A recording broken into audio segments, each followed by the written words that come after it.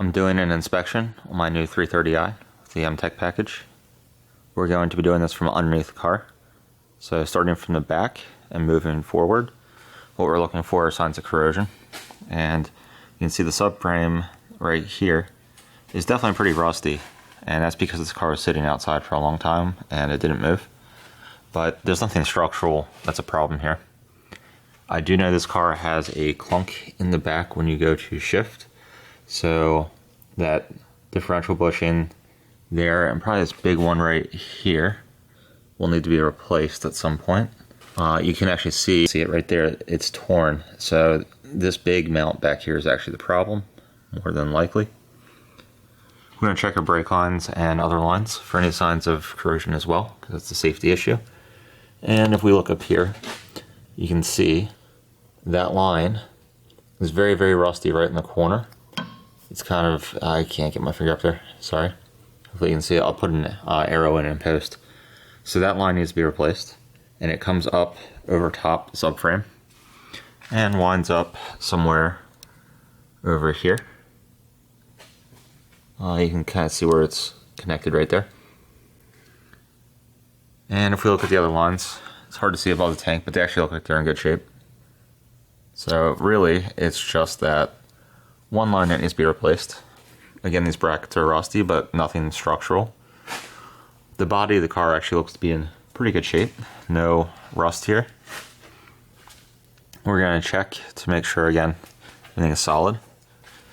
These rubber fuel lines will probably need to be replaced. I have the under tray off, so it's right down there.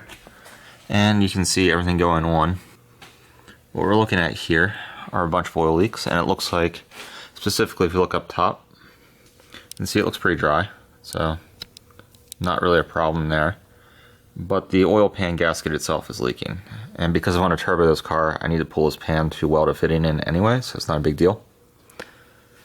Come up here, it's got a power steering leak right there. It's pretty typical on BMWs. See it all the time. We've got a coolant leak from the hose at the bottom of the expansion tank, so that will have to be replaced. And I actually have one already here for my other car, so it was a spare. And this lower radiator hose is leaking as well. Aside from that, looks fine. AC belt's all correct, so got to replace that. I'm actually gonna pull it to get better access to stuff. This power steering line is rusty. I think it's mostly surface. It looks pretty bad, but I don't think that's actually an issue, so I'm not going to address it for right now. Got our control arms and control arm bushings. This car has upgraded power flex, lower control arm bushings, so those are probably fine. What we're going to check for is to see if there's any play in any of the ball joints or bushings. So we take this and we just push it.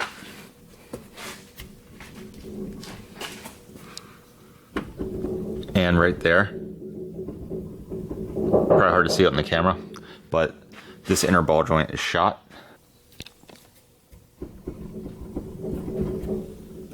Completely shot. Come over here. The brakes look very rusty, but the calipers look rusty, but they're fine. We check this tight, so that's fine. Come back here. Tight. And we check this one tight. So looks like everything so far isn't too bad. Our CV axles look good. It's not slinging grease anywhere. We're gonna look at our drive shaft up here in the tunnel, and it's all dry, so that's fine. Be a common failure point. We look at the Guibo, the flex disc, and it looks old, but it looks fine. So basically what we're looking for, oh, and right here, but I already knew this. This is a slave cylinder, and it's all wet here because the line was rotted off of it where it had something eat through it. And there's brake fluid everywhere, but that's been fixed. So all in all, it looks like we need a control arm, an oil pan gasket, 2 hoses, the power steering low pressure hose, a differential bushing, and a brake line. And I was also looking at the subframe mounts, and they actually look fine. At some point what I'm going to do is drop this entire subframe and weld in the reinforcements so that we won't have any problems in the future. Alright, I didn't do much in the way of filming here, but I did get the new brake line in. It's most of the way installed. So you can kind of see that new copper line up there is the conifer line. So this is rated for brake use. And I have a video I'll link in the description where I showed how to bend this. And on this particular vehicle, I think I did a better job because first of all, the original line came out intact in one piece. So it's kind of laying over here. So I was able to copy it. You can see where it was rusty, like right around there. Sorry, it's probably horrible in terms of lighting. But that made it significantly easier, plus I have more experience. The way I got this line out is I took it out by disconnecting the coupler, or where the brake line goes in here, and the inline fitting on the other side, which is the driver's side, which is right up there, using line wrenches. Then I pulled, there's a little support piece up there that you probably can't see. It's like way up there. And another one right here that does not have, is not fully put back together yet. And I unclipped it from those. Then I pulled the spring out on the passenger side here, and I pulled it straight out through the side of the car. And the other one went in the reverse of how that one came out, so I just put it right back in, and no problems. Now, if we come up here, this is the new control arm. It's not fully torqued in yet, I just have it sitting there. The other one was a pain in the butt to get out, but again, nothing remarkable in terms of filming, so I didn't film it. Just use the pickle fork to take these ball joints out for the inner and outer. This just kind of slides on, so that was pretty easy. And you can see I have the cross brace out, you probably see it in the other video. And because this inner ball joint, the nut that's on the back side up here, it's really hard to get to, so that just made it a little bit easier, but it's not required.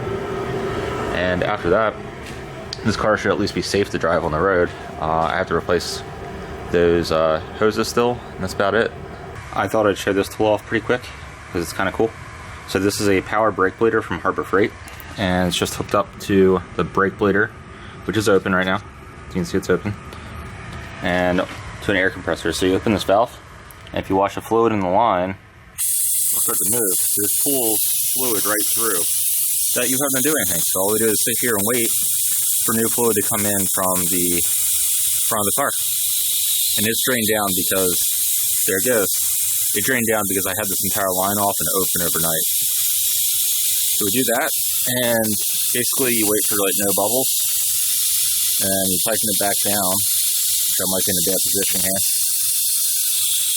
And that's all there is to it. This is like the easiest brake bleeding job ever.